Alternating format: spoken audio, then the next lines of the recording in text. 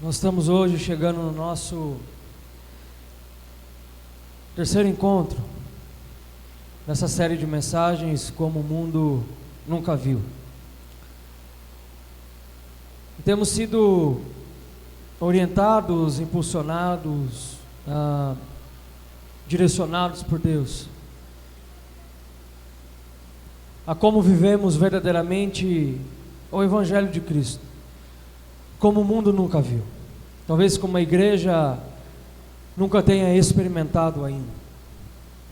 Direcionamento, orientação, palavra, para que ao fim dessa série de mensagens nós possamos estar completamente balizados e alimentados verdadeiramente, para sermos uma igreja diferente e uma igreja influente, aonde o Senhor tem nos colocado. Amém?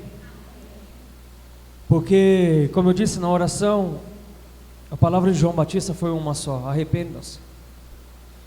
E o ministério de João Batista era única e exclusivamente preparar o caminho, porque Jesus estava chegando.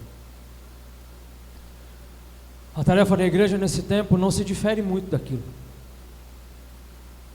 A segunda vinda de Jesus está próxima. O Cordeiro está voltando. O noivo está voltando para buscar a noiva. E a tarefa de anunciar o Evangelho, de anunciar a vinda de Jesus, é da igreja. Lembra? Ser sal da terra e luz do mundo. É da igreja. E é tarefa também da igreja pregar o arrependimento. Além de pregar, também viver o arrependimento. Porque sem arrependimento nós não nos humilhamos na presença de Deus. Sem arrependimento nós não temos comunhão com o Pai. Sem arrependimento nós não vamos conseguir ouvir a voz do Espírito Santo, nos direcionando como homens, mulheres, como pais, mães, avós, tios, tias, como igreja do Senhor. Sem o arrependimento nós não vamos conseguir viver aquilo que o Senhor tem para nós. Então, essa série de mensagens é uma série de mensagens norteadora, para vivermos aquilo que o Senhor deseja para nós como igreja. Nós vimos lá no nosso primeiro encontro a questão de sermos sal da terra e luz do mundo, analisando esses dois elementos, e também trazendo a questão de sermos diferentes e influentes aonde o Senhor tem nos colocado. Sermos diferentes e influentes, obrigado, meu irmão, aonde o Senhor tem plantado a nossa vida, seja nessa igreja, seja no emprego onde estamos, seja na família que nascemos e estamos, seja aonde nós estamos passando no dia a dia, de domingo a domingo. Então, o que nós somos sal da terra e luz do mundo. Porque nós precisamos ser diferentes e influentes. Como nós somos, precisamos ser comprometidos, e isso nós vimos semana passada, com o Evangelho e com a oração. A igreja de Cristo, ela precisa ser comprometida com esses dois fatores, com o Evangelho e com a oração. Ser comprometida com o Evangelho, porque através do comprometimento com o Evangelho, eu consigo influenciar as pessoas, eu consigo influenciar a sociedade onde eu estou. E comprometido com a oração, porque sem a oração nós não nos alimentamos, sim ou não? Sem a oração nós não conseguimos nos alimentar, nós não conseguimos falar com Deus, nós não conseguimos nos relacionar com o Pai. Então, se nós queremos ser uma igreja como o mundo nunca viu, precisamos ser comprometidos com o Evangelho e com a oração dessa forma. Agora, além de sermos comprometidos com o Evangelho e com a oração, eu quero trabalhar com vocês aqui uma outra forma de sermos sal da terra e luz do mundo, e de sermos diferentes e influentes. Guardem o Evangelho e a oração, e hoje nós vamos ver duas outras ferramentas para nós trabalharmos nessa direção que Deus está nos dando, que é o testemunho e o protesto. Precisamos ser uma igreja que testemunha o quê? O Evangelho, a vida com Deus. E uma igreja que protesta contra um mundo que tem protestado contra a igreja. Mas não é um protesto como nós vemos lá fora. Não é um protesto de nós sairmos com a bandeira e fazermos um motim, sairmos gritando bardeneiro para a rua. Não é esse protesto que eu estou falando. É um protesto à luz da palavra de Deus, aquilo que a palavra nos ensina, como a igreja deve protestar. E nós vamos ver isso. Fique tranquilo que a gente vai estudar e vai ver aquilo que a palavra diz para nós, através disso, para nós entendermos o testemunho e o protesto nessa noite, tá bom? Abra sua Bíblia comigo. Evangelho de Mateus, capítulo 26. Versos 51 e 52 por enquanto.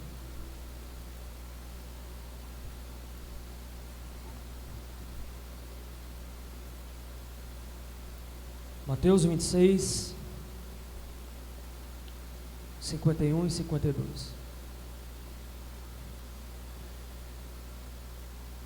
Nós vamos ver nada mais, nada menos com dois personagens, um que para nós é referência até hoje. Aliás, os dois são. Mas um que é inigualável, chamado Jesus Cristo. E Pedro. Pedro, sempre Pedro. Nós vamos ver com eles como testemunhar e protestar de uma forma mais assertiva possível, nesse tempo que nós estamos vivendo. Evangelho de Mateus, capítulo 26. Verso 51 e o verso 52 diz assim: um dos que estavam com Jesus, estendendo a mão, e aqui eu abro parênteses, Mateus não cita Pedro, mas se nós olharmos os outros evangelhos, esse mesmo texto está citando Pedro. Pastor, por que Mateus não cita Pedro?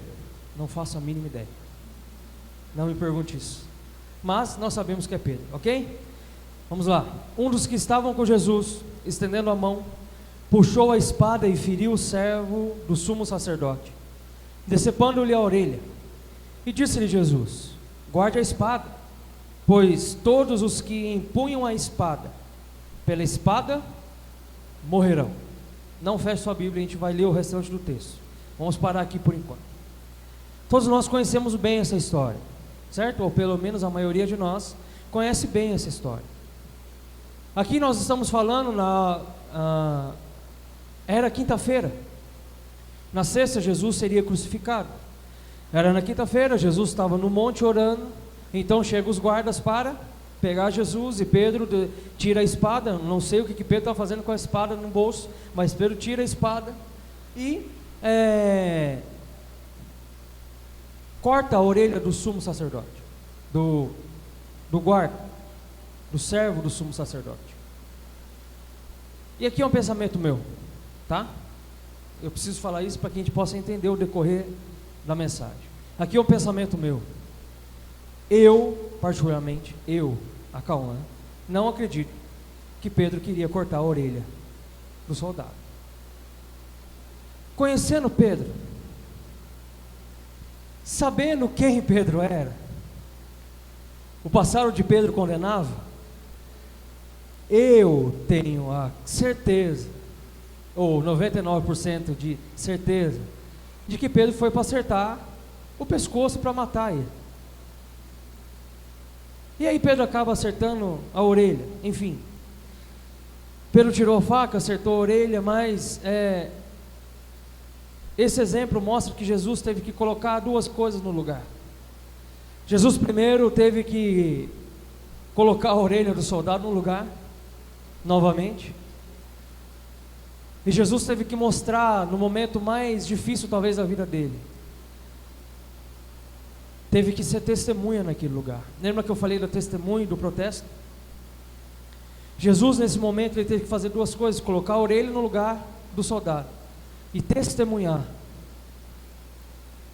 fazendo com que a palavra de Deus se cumprisse, apesar do momento ser muito caótico, difícil e doloroso para ele, porque ele sabia aquilo que ia acontecer. Ele já estava sofrendo aquilo que iria vir pela frente. Mas vamos correr o texto mais um pouco. Vamos ler ele todo agora a partir do 51, novamente. Um dos que estavam com Jesus, estendendo a mão, puxou a espada e feriu o servo do sumo sacerdote, decepando-lhe a orelha.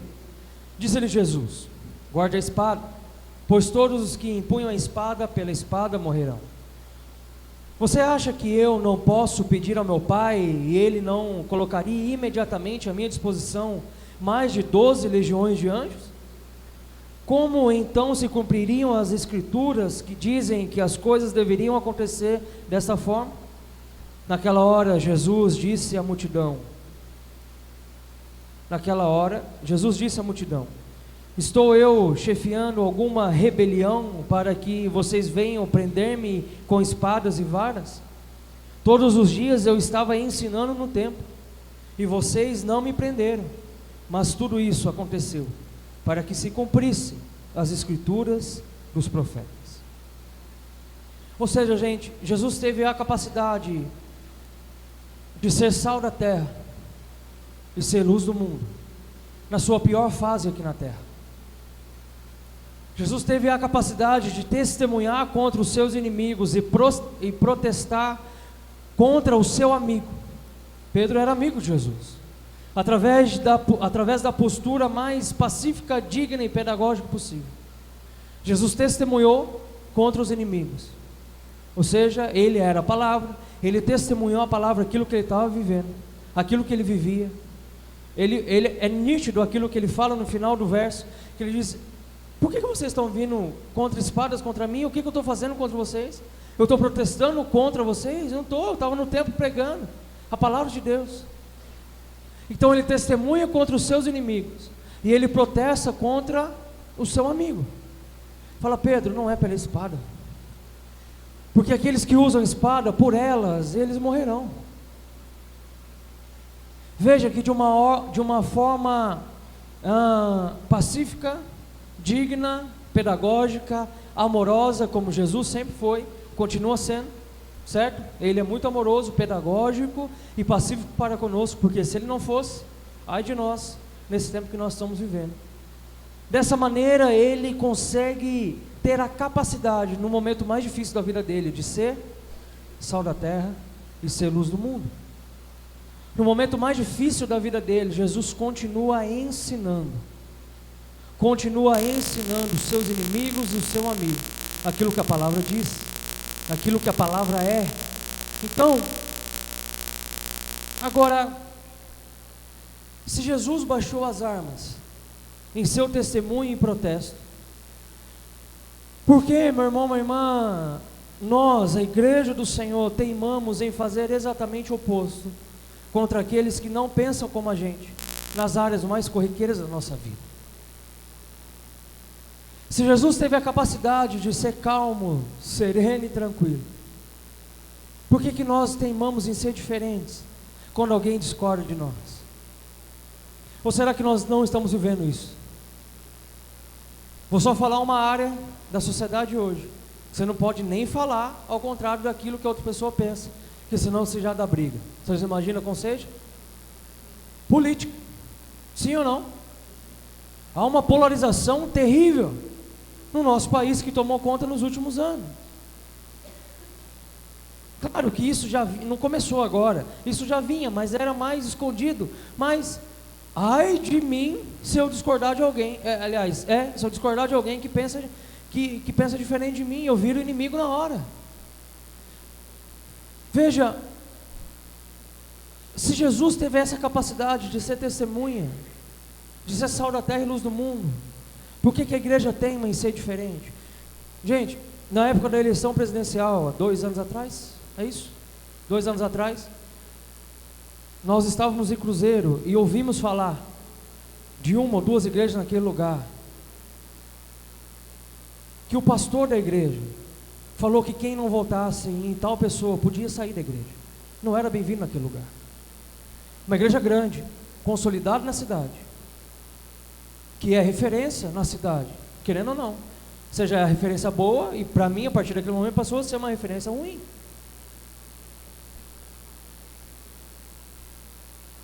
Nós ouvimos isso e sabemos, porque tinha parentes de pessoas que eram da nossa igreja, que congregavam nessa igreja, e disse que o pastor falou claramente no altar: se você não votar em fulano de tal, você pode sair, você não é bem-vindo na igreja. Ou seja, a igreja parou de ser de Jesus e começou a ser de quem? Desse abençoado.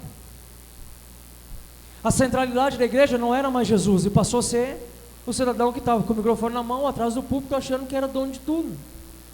Se Jesus, no momento mais difícil da vida dele, ele foi sal da terra e luz do mundo, por que que nós teimamos em ser diferentes nas áreas mais corriqueiras da vida? Eu estou citando aqui a política, mas a gente pode pensar em outras áreas, com certeza, claro. Em outras áreas da nossa vida, por que que a gente teima ser diferente?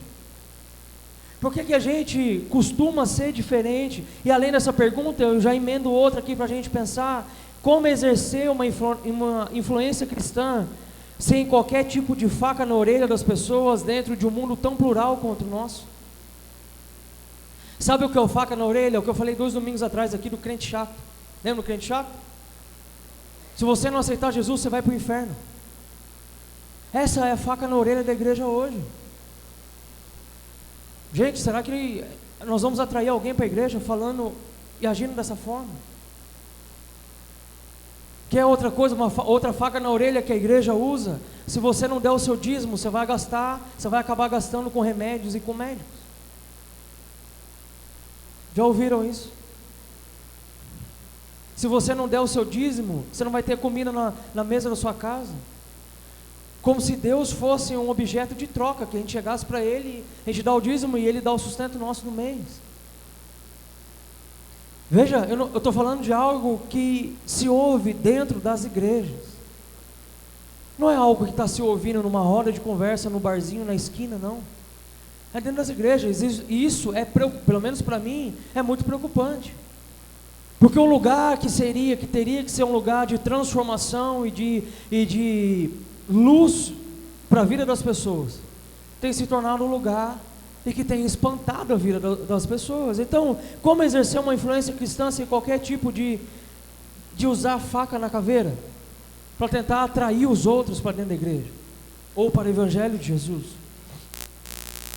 Quando eu digo mundo plural, eu estou dizendo isso porque eu vou trazer 3 fatores para nós aqui, depois eu entro nos pontos que eu quero entrar nessa noite.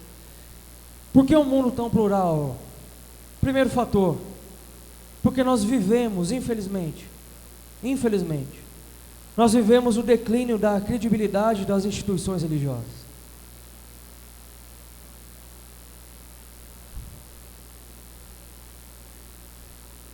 Quantas e quantas igrejas nós conhecemos há 20, 30 anos atrás, que hoje já não existe mais. Infelizmente nós vivemos o declínio da credibilidade das instituições religiosas, porque o que mais se vê hoje jogado nas redes sociais, através de igrejas, e isso se torna mais triste ainda, são escândalos de pastores, de líderes, de apóstolos, sei lá que nome que as igrejas estão dando hoje. São escândalos de sexo, de poder, de dinheiro, enxertados dentro das igrejas, de locais sagrados. Esse declínio dessa credibilidade que a igreja está vivendo hoje. O segundo fator, um aumento das alternativas religiosas, um aumento das ofertas diferentes por conta do aumento das demandas diferentes. Ou seja, toda esquina hoje a gente tem uma igreja, toda porta de garagem hoje a gente tem uma igreja. Tem igreja para todo tipo de pecador, tem igreja para todo mundo, mas nem toda igreja prega o verdadeiro evangelho de Cristo Jesus, mas nem todo lugar vive aquilo que Jesus deseja que nós vivamos. Isso tudo tem feito um mundo religioso, um mundo plural. Hoje nós, ao sairmos daqui, nós conseguimos acessar culto da onde você quiser no mundo aqui, para você assistir outro culto, para você participar de outro culto. Nós durante a semana, se quisermos, assistimos culto cedo, à tarde, à noite, de segunda a sexta-feira. O mundo plural, isso é ruim? Não, não é ruim, desde que haja a pregação da Bíblia como ela deve ser pregada, como ela deve ser vivida, desde que haja um respeito das igrejas ao verdadeiro evangelho. Agora, se nós agirmos dessa forma agressiva, em querer coagir as pessoas a aceitarem um caminho cristão, que é o famoso faca na orelha, será que nós conseguiremos testemunhar o evangelho de Jesus? Será que nós conseguiremos protestar através da Bíblia e do evangelho aquilo que Jesus realmente deseja de nós?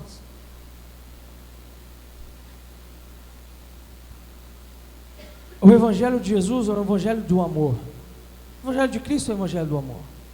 Também é o Evangelho da mudança de vida, da restituição, quando nós nos chegamos a Jesus, nós somos transformados por Ele. Mas veja, nem o amor, nem o Evangelho do faca na orelha. Nós precisamos encontrar o equilíbrio. O Evangelho do Senhor, ele é equilibrado. Quando nós olhamos para a vida de Jesus, é uma vida de alguém equilibrado.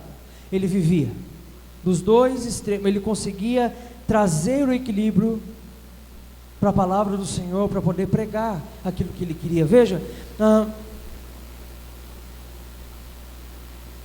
por que imaginar que podemos obrigar uma pessoa a acreditar no que ela não acredita, ou praticar algo que ela não queira, simplesmente por apontar uma arma para frente da pessoa?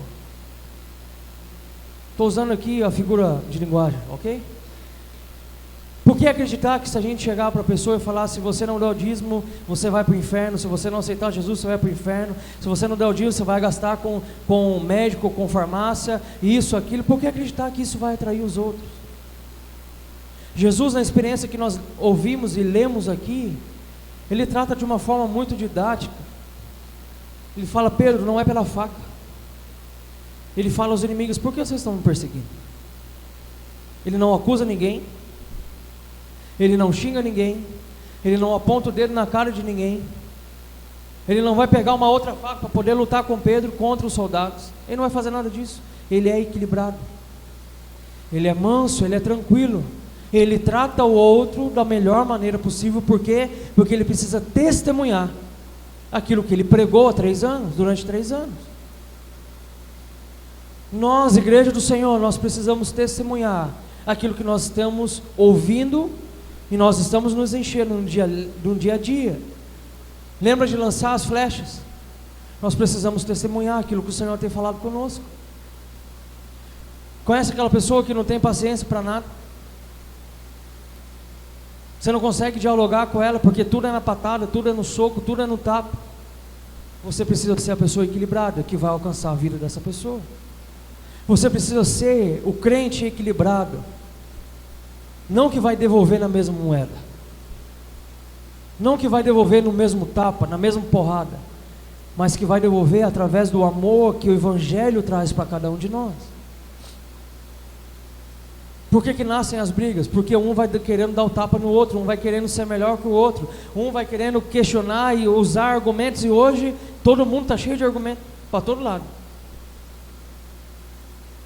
Todo mundo é PhD em política, em economia, em sociologia, em Bíblia. Todo mundo é PhD na guerra que está acontecendo em Israel. Todo mundo é PhD em ciências sociais. Todo mundo sabe de tudo e conhece tudo. É impressionante. É aquele infeliz que nem leu a Bíblia na vida, mas ele quer falar da Bíblia, quer falar de teologia, ele quer falar de Jesus. Meu irmão, minha irmã, nós não podemos ser da turma dos impositores. O Evangelho não é por imposição, não é por força, não é por violência. O Evangelho não é por imposição, não é assim que nós vamos ser igreja. Sabe o que fala muito mais do que eu pegar a Bíblia, abrir e querer pregar ela para alguém? A atitude. Ela fala muito mais do que as palavras que saem da minha boca. A forma com que eu me porto no meu emprego, na minha família, ela fala muito mais do que simplesmente pregar o Evangelho. E isso tem se tornado algo mais urgente nos dias de hoje, porque como nós cantamos, Ele virá e Jesus está voltando. E talvez aquele que está na nossa casa, se ele não aceitar Jesus, ele vai para o inferno, porque ele não aceitou Jesus Cristo. Mas foi porque ele não quis, ou porque verdadeiramente a gente não está dando o exemplo para a vida dele? Sabe o lugar mais difícil de pregar o Evangelho de Jesus? É dentro da nossa casa, é com a nossa família. Porque lá dentro, a Ramile sabe todos os meus podres. Ela sabe como eu sou. Ela sabe qual é a minha natureza. Ela sabe como eu me porto diante das circunstâncias. E ela fica aqui só olhando para mim. Tem dia que eu saio daqui e ela fala assim: você pregou para você hoje, né? Falei: ô acusadora, sai daqui. Lá é o lugar mais difícil para a gente pregar o Evangelho. Nós não podemos ser da turma dos impositores, que quer enfiar a goela abaixo uma palavra, que nem Jesus fez isso. Você lembra do jovem rico? O jovem rico chegou para Jesus e falou: Jesus, eu quero ser seu discípulo, eu quero ser seu seguidor. Jesus falou para ele: beleza, vende tudo que você tem, dá aos pobres e me segue. O que o jovem rico fez? Jesus foi lá e pegou: não, vem aqui que agora você vai andar comigo, o cabeça de bagre. Você vai andar, não. Vai, filho, vai com Deus, Deus abençoe, ó, beijo e me liga. Se Jesus não teve essa atitude, por que que muitos de nós, muitas das igrejas do Senhor, têm tido essa atitude para com as pessoas? Não é com medo, é com exemplo. Não é com a imposição, é com a palavra do Senhor, que é viva, que é eficaz e que fala muito mais do que nós falamos. Se esse exemplo de imposição não funcionou nos últimos 2000 anos, eu creio que não vai funcionar nesse tempo que nós estamos vivendo. Eu falei isso numa reunião de oração que nós tivemos.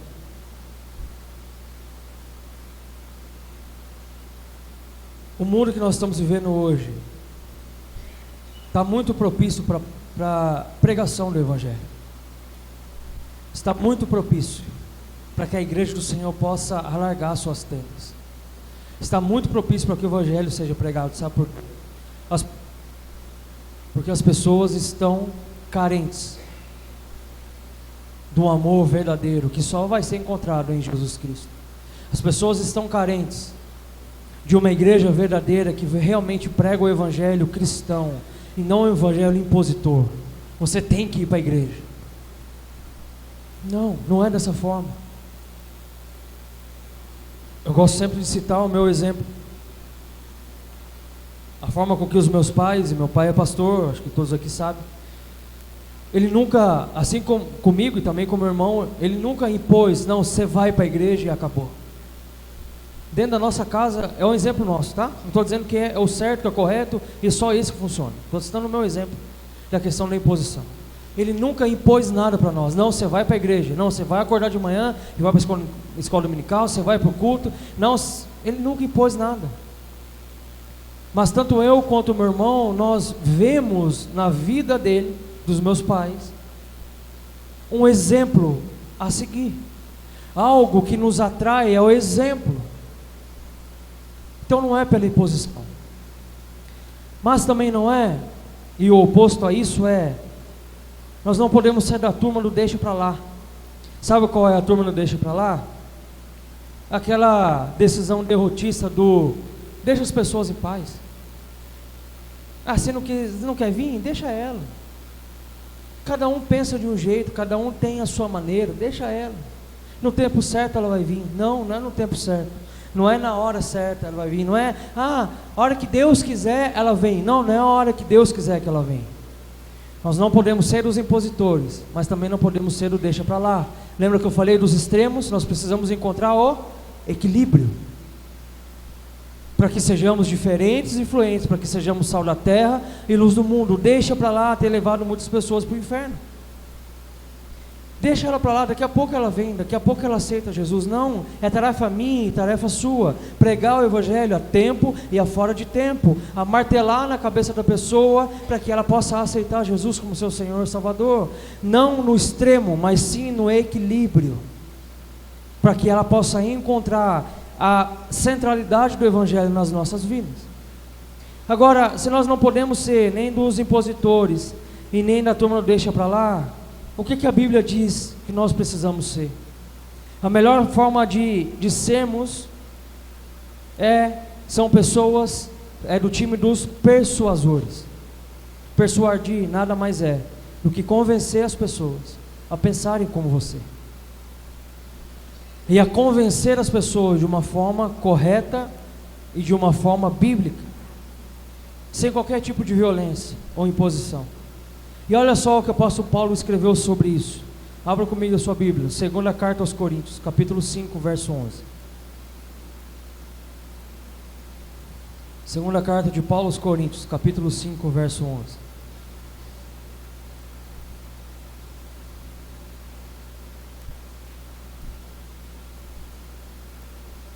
Uma vez que conhecemos o temor ao Senhor, procuramos persuadir os homens.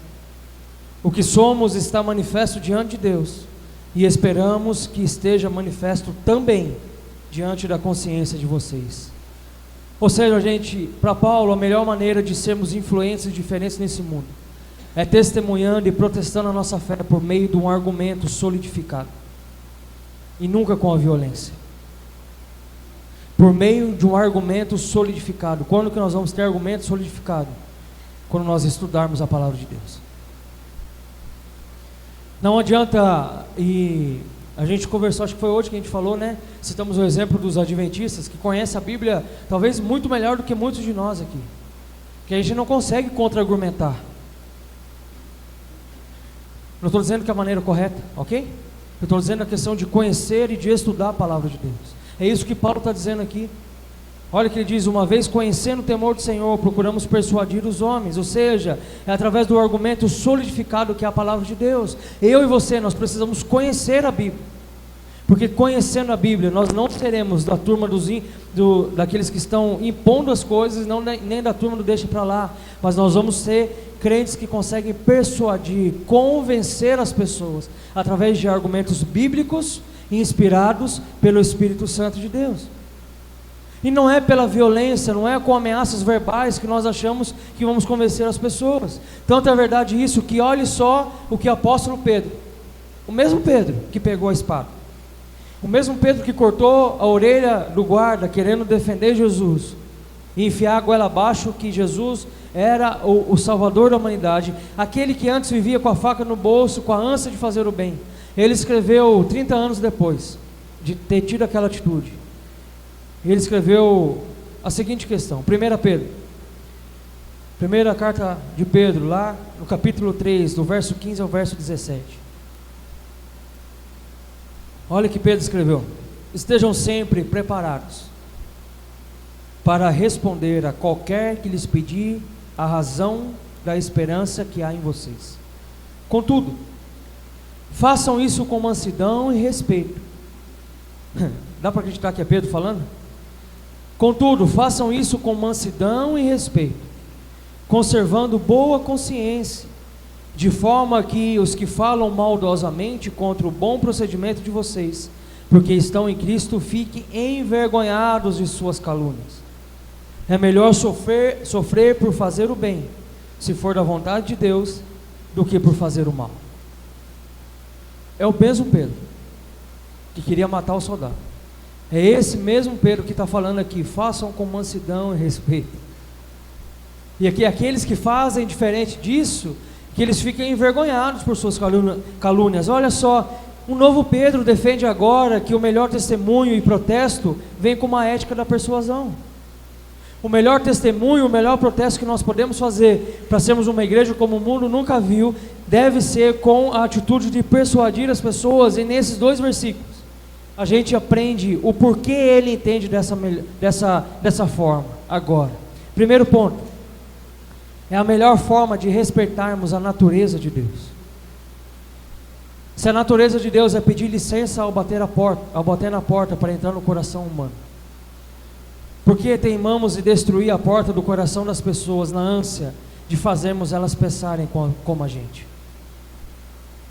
Jesus, ele não mete o pé na porta para entrar no coração de ninguém. O que diz Apocalipse? Salvo o engano, eis que estou à porta e bato. Ele não mete o pé na porta e fala: não, você vai me aceitar, porque eu sou Jesus. A melhor forma de respeitarmos, de sermos uma igreja, homens e mulheres que conseguem persuadir, de convencer as pessoas, é respeitarmos a natureza de Deus. Esse jeito de querer impor as coisas não tem nada a ver com Deus Pai, tampouco com o Filho, tampouco com o Espírito Santo. Nós precisamos, meu irmão, respeitar a natureza do Senhor, que é uma natureza sim de correção e de orientação, porque Ele é o cordeiro, mas Ele também é o leão. mas sobretudo é uma natureza do amor que nós precisamos ter com a vida humana, o amor que nós precisamos ter com a vida dos outros. O segundo motivo que faz Pedro defender essa tese de que testemunhar e protestar através da persuasão é o melhor caminho é o seguinte: é a melhor forma de respeitarmos a natureza consciente das pessoas. Sabe, gente, se Jesus Cristo também respeitou a consciência das pessoas, por que nós faríamos diferente? De novo, o exemplo do jovem rico. Ele respeitou a decisão das pessoas. Outras vezes Jesus diz: quer me seguir? Largue a sua cruz. Aliás, tome a sua cruz e me siga. Ou seja, se não quer, fique à vontade. Por que nós faríamos diferente se precisamos respeitar a natureza de Deus e respeitar a consciência das pessoas? Veja que nós estamos trabalhando fundamentos e elementos para sermos sal da terra e luz do mundo. Lá no primeiro encontro, quando falamos de ser sal da terra e luz do mundo, nós falamos que precisamos influenciar as pessoas, sermos diferentes.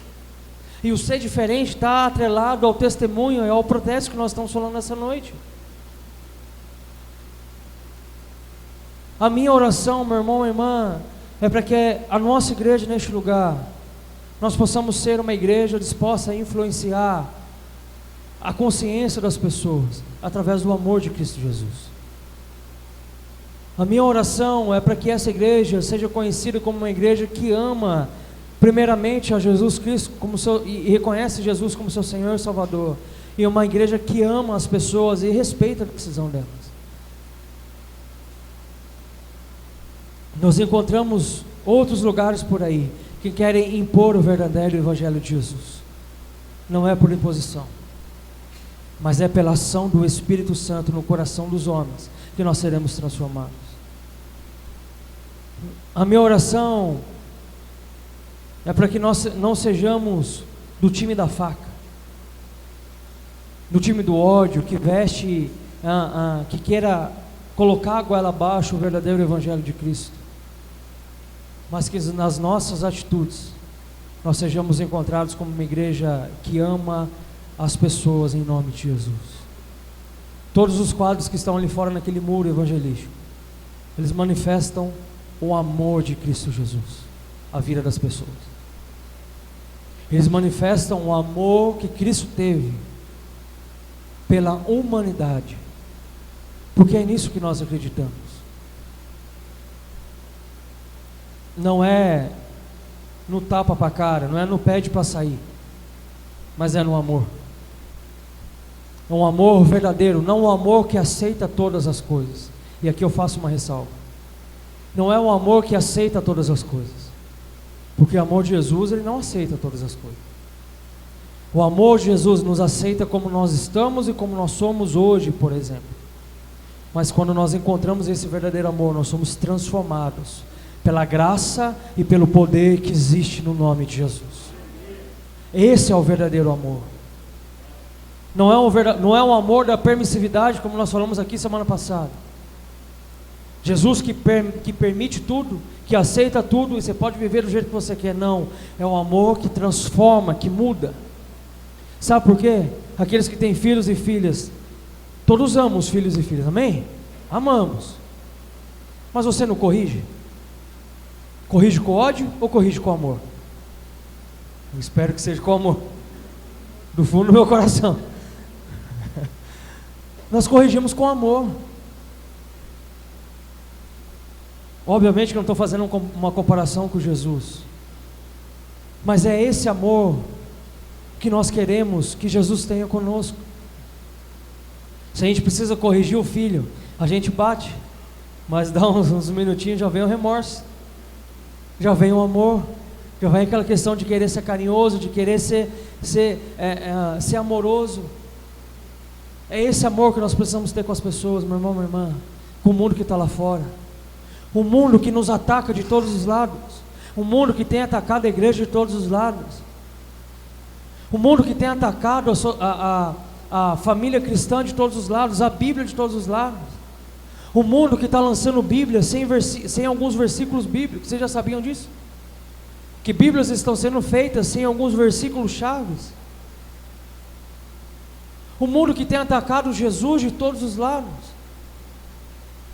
Mas é um Jesus que ainda está com os braços abertos, derramando o amor dele que é incondicional sobre toda a humanidade. É essa igreja que nós precisamos ser. São esses discípulos e discípulas de Jesus que nós precisamos ser lá fora. Uma igreja, essa semana eu postei um texto nas minhas redes sociais sobre a questão da graça, e sobre a questão da imposição. Precisamos ser uma igreja que ama verdadeiramente a Jesus. Jesus não precisa de um advogado. Jesus não precisa de quem defenda ele. Pedro tentou fazer isso que Jesus fez. Pedro, pela espada, aquele que usa a espada, pela espada vai morrer. Será que Pedro não ficou com uma raivinha de Jesus? Pô, Jesus, eu tirei a orelha do cara. Você foi lá e devolveu a orelha do cara.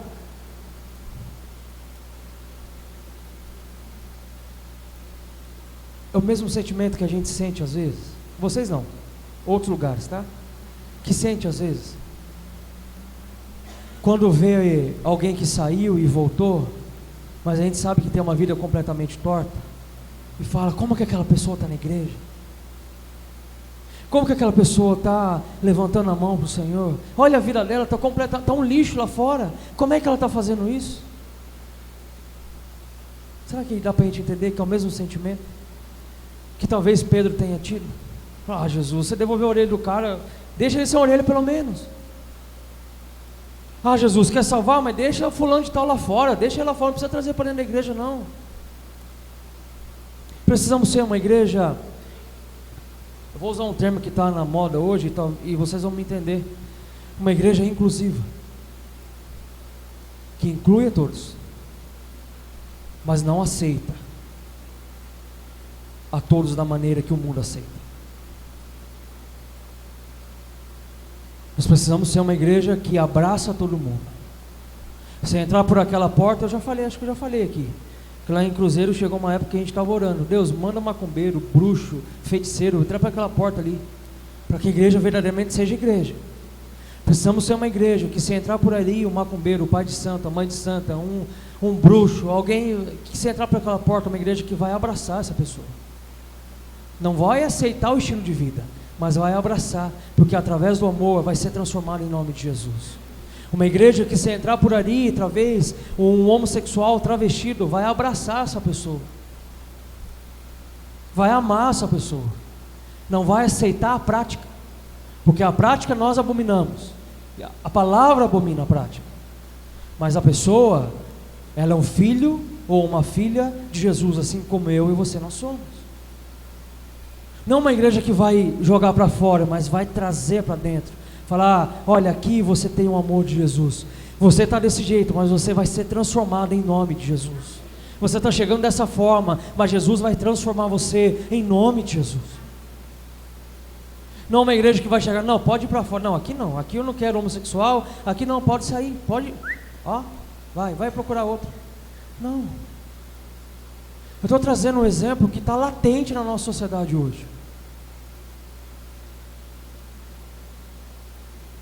Uma igreja da turma da persuasão, que conhece e maneja bem a palavra de Deus,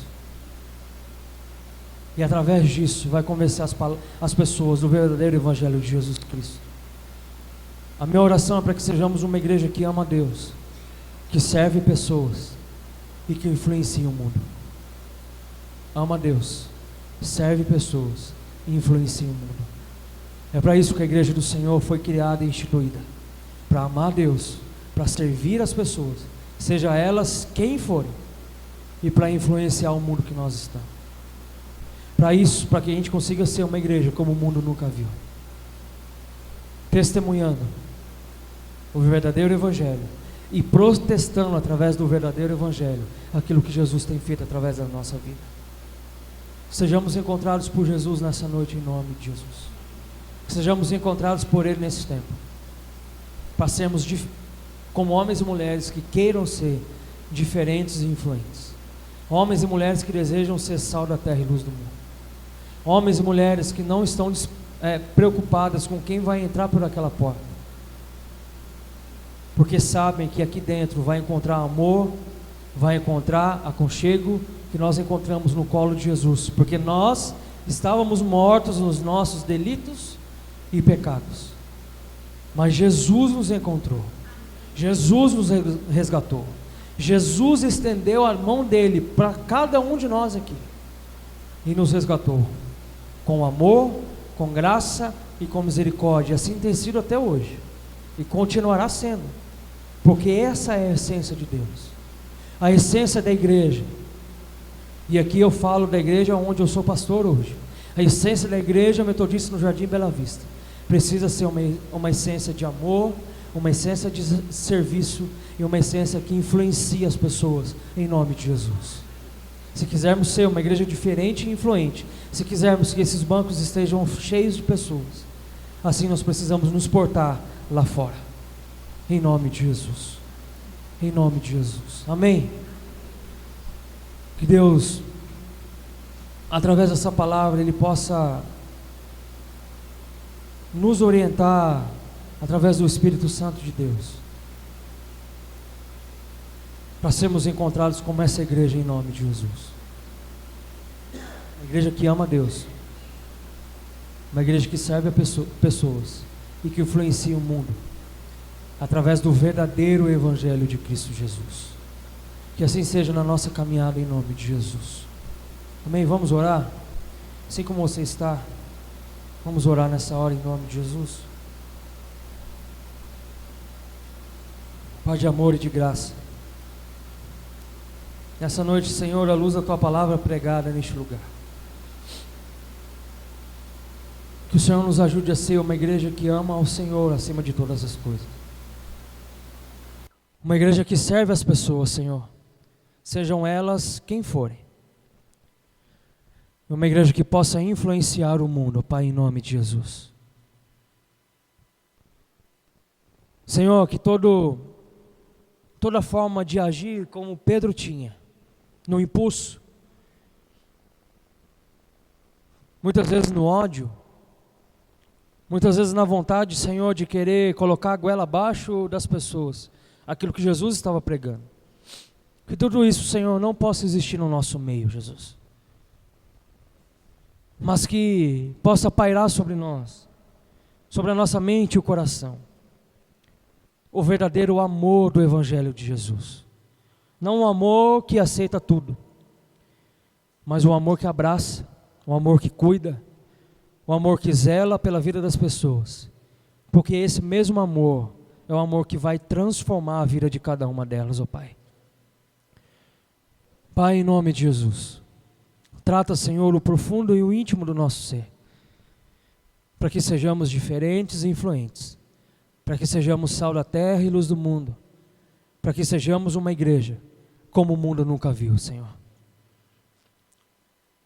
Trabalha isso no nosso coração, trabalha isso na nossa vida, nós te pedimos, Senhor, e oramos em o nome de Jesus, amém, amém e amém. Quero chamar a Irene aqui à frente, ela que vai conduzir essa ideia. A Irene para nos conduzir nesse tempo. Nós comentamos semana passada e também falamos no grupo aí da igreja.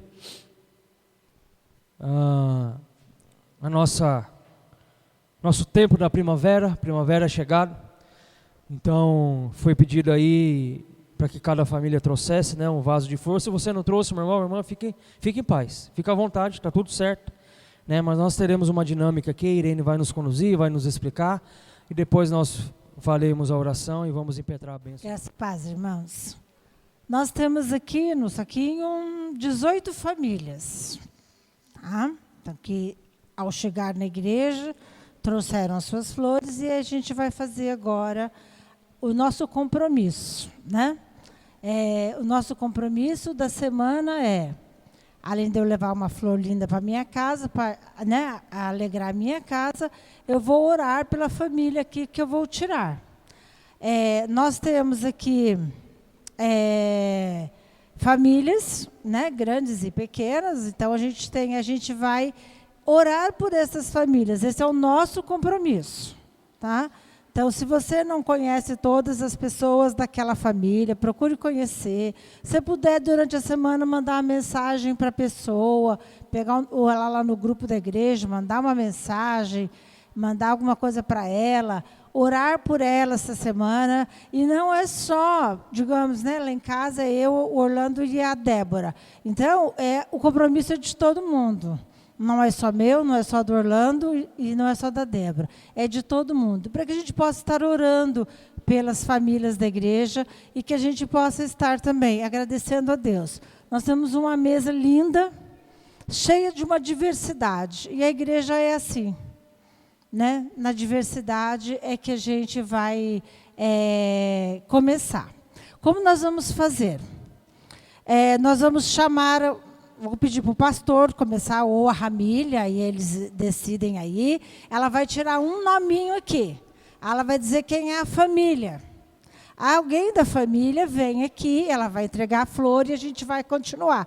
Vai ser aqui na hora. Então, lembre-se de que você deve... Seu compromisso além de ganhar uma linda flor dessa menina bonita aqui, você tem que orar pela família pastoral. Vamos lá. Enfia a mãozinha dentro, pega um papelzinho e dá para a mamãe ler, para você.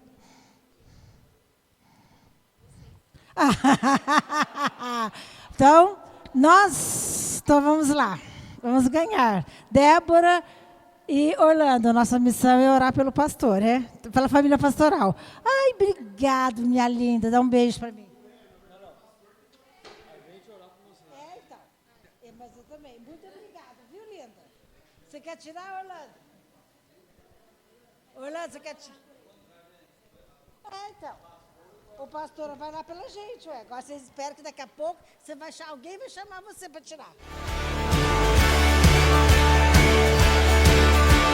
A estrada se abra à sua frente, que vento sopre em teu rosto, que o sol resplandeça em tua face, que a chuva caia suave em teus campos, e mesmo ao se levantar sozinho, que Deus envolve seu amor e a paz, enxergue o coração e a fé, nos vemos outra vez, que Deus lhe guarde em sua mão.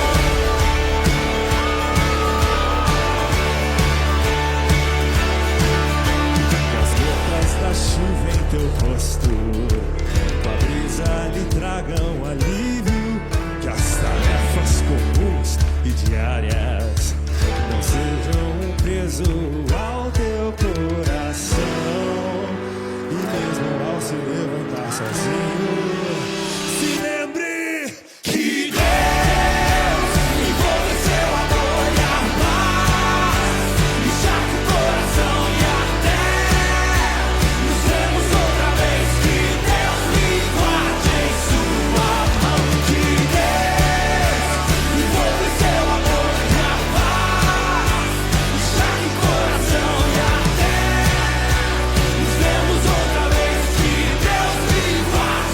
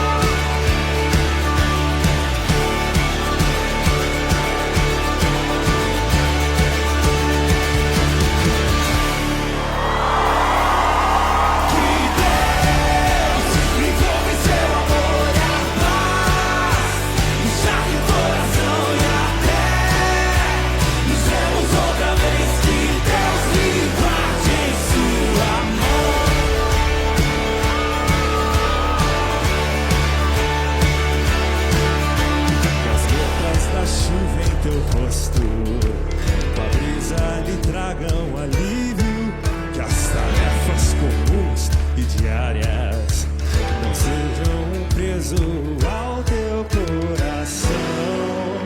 E mesmo ao se levantar sozinho, se lembre que Deus envolve seu amor e a paz, encharca o coração e até nos vemos outra vez. Que Deus me guarde em sua mão. Vamos colocar em pé para nós orarmos e encerrarmos o nosso culto nessa noite. Será que a gente consegue dar as mãos e fechar o corredor para nós orarmos como famílias da igreja? Vamos dar as mãos aí, a gente fecha os corredores aí para nós orarmos. Ramil.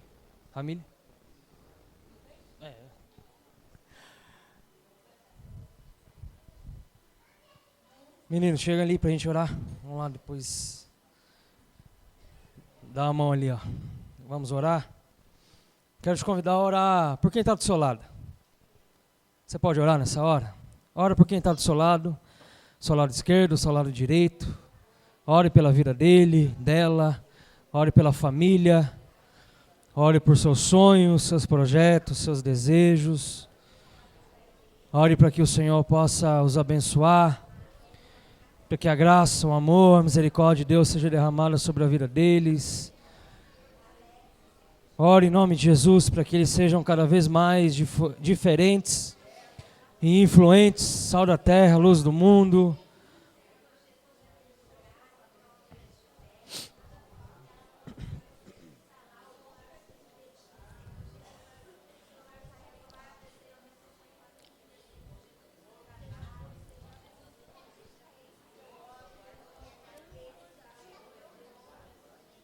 Nós te adoramos, Jesus.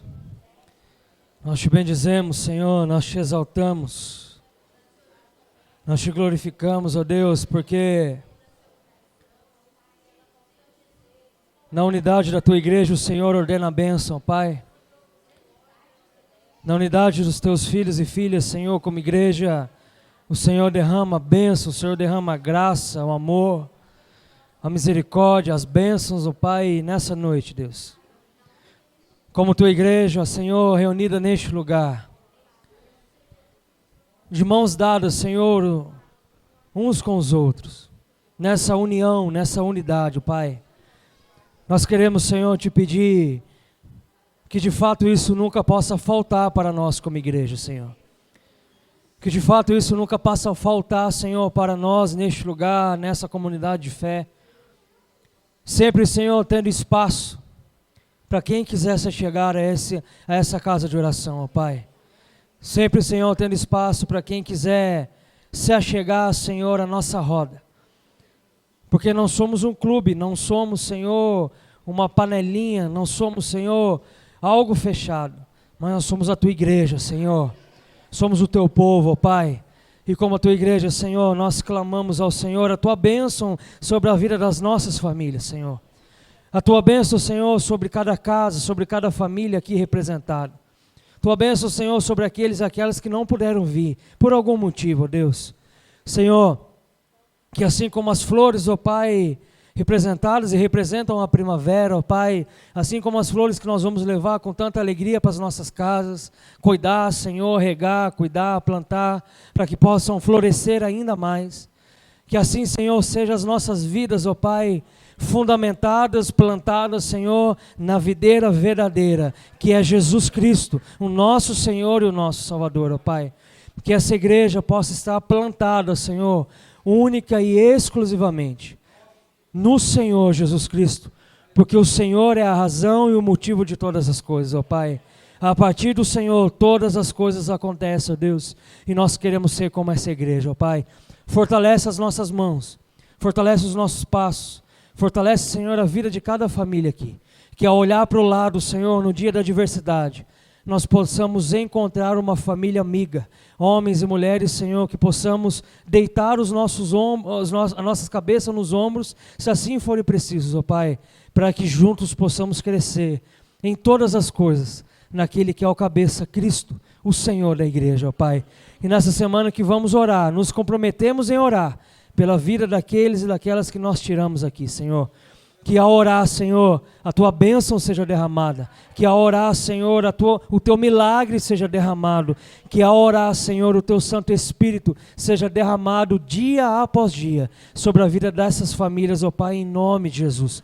Que não fique só nessa dinâmica, Senhor, que não fique só nessa semana, que não fique só nesse tempo, mas que isso seja um compromisso da tua igreja, de orar uns pelos outros, para que possamos crescer e nos fortalecer em Cristo Jesus, ó Pai. Obrigado, Senhor, por este culto.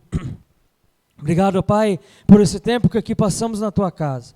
Obrigado, Senhor, pelas orações, ó Pai, que pudemos fazer.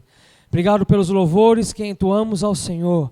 Obrigado pela tua palavra direcionadora, norteadora sobre a nossa vida. Obrigado, Jesus, porque a tua presença ela é real e ela é manifesta no nosso meio. Obrigado, Jesus, por tudo aquilo que o Senhor tem feito em nós e através de nós. Obrigado por essa casa de oração. Que ao retornar para as nossas casas, os teus anjos, Senhor, guerreiros, estejam acampados ao nosso redor, ó Pai, protegendo e guardando, Senhor, toda a tua igreja de todo o mal, ó Pai. Senhor, nos dê uma semana debaixo da vitória que vem do Senhor sobre nós, debaixo das tuas mãos de graça, de amor e de alegria, de vitalidade, Senhor, e que nós sejamos encontrados por ti, como uma igreja que ama a Deus, que serve as pessoas e que influencia o mundo, ó Pai. Ao Senhor a honra, Deus. Ao Senhor toda a glória. Ao Senhor todo o louvor. Nós oramos nessa hora em o nome de Jesus. Amém, amém e amém. E que a bênção do Deus Pai, o Criador e o sustentador da vida humana, que a bênção do Deus Filho, Jesus, aquele que veio para nos dar vida e uma vida em abundância, que a bênção do Deus Espírito Santo, aquele que é o nosso companheiro de todas as horas, que essa bênção triuna do Pai, do Filho e do Espírito Santo, que ela seja conosco e conosco ela possa permanecer hoje e para todos sempre. Amém, amém e amém. Deus te abençoe, meu irmão e minha irmã, em nome de Jesus. Aplauda ao Senhor em nome de Jesus. Glória a Deus.